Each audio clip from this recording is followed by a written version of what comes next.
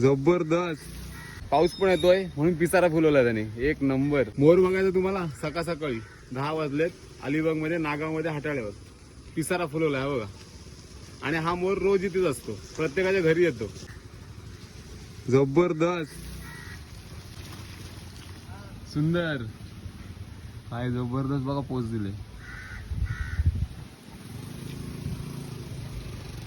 म्हणजे मला दर्शन झालं मोराचं, खूप बरं वाटलं.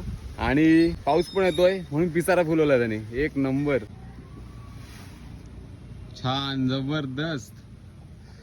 झूम करतो हा बघा, मी फोटो काढतो त्याला समजलं. आणि काय बोललेत तुम्ही? जास्त व्हायब्रेशन झाला तर चावायला येतो. हा म्हणजे त्याला राग येतो.